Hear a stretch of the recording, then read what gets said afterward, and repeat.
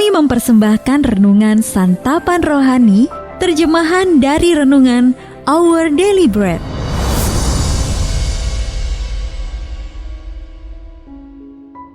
Sahabat ODB, pembacaan Alkitab hari ini terambil dari Efesus pasal yang kedua ayat yang ke-14 sampai dengan ayat yang ke-22. Karena dialah damai sejahtera kita, yang telah mempersatukan kedua pihak dan yang telah merubuhkan tembok pemisah, yaitu perseteruan. Sebab dengan matinya sebagai manusia, ia telah membatalkan hukum Taurat dengan segala perintah dan ketentuannya untuk menciptakan keduanya menjadi satu manusia baru di dalam dirinya, dan dengan itu mengadakan damai sejahtera, dan untuk memperdamaikan keduanya di dalam satu tubuh dengan Allah oleh salib, dengan melenyapkan perseteruan pada salib itu. Ia datang dan memberitakan damai sejahtera kepada kamu yang jauh dan damai sejahtera kepada mereka yang dekat. Karena oleh Dia, kita kedua pihak dalam satu roh beroleh jalan masuk kepada Bapa. Demikianlah kamu bukan lagi orang asing dan pendatang, melainkan kawan sewarga dari orang-orang kudus dan anggota-anggota keluarga Allah yang dibangun di atas dasar para rasul dan para nabi dengan Kristus Yesus sebagai batu penjuru.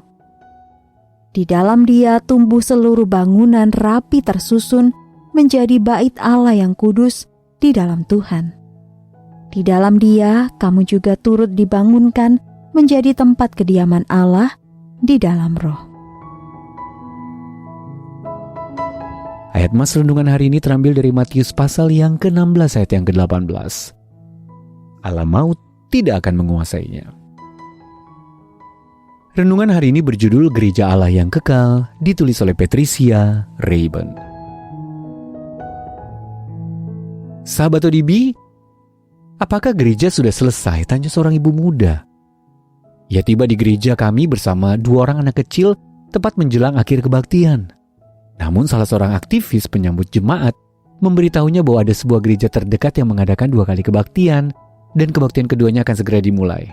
Ia pun menawarkan ibu itu untuk diantar ke sana. Ibu muda itu sangat bersyukur dapat diantar beberapa blok ke gereja tersebut. Saat merenungkan pengalaman tadi, aktivis itu menarik kesimpulan.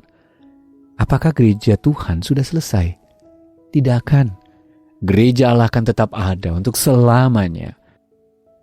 Gereja bukanlah sebuah gedung yang rapuh, melainkan keluarga Allah yang setia, yang terdiri dari anggota-anggota keluarga Allah. Tulis Paulus. Yang dibangun di atas dasar para rasul dan para nabi, dengan Kristus Yesus sebagai batu penjuru. Di dalam Dia tumbuh seluruh bangunan, rapi tersusun, menjadi bait Allah yang kudus di dalam Tuhan. Di dalam Dia kamu juga turut dibangunkan menjadi tempat kediaman Allah di dalam roh. Efesus pasal yang kedua, ayat yang ke-19 sampai dengan ayat yang ke-22. Yesus sendiri membangun gerejanya untuk bertahan selamanya. Meskipun banyak tantangan maupun persoalan yang dihadapi oleh gerejanya, tetapi alam maut tidak akan menguasainya. Matius pasal yang ke-16 ayat 18. Tegas Tuhan Yesus.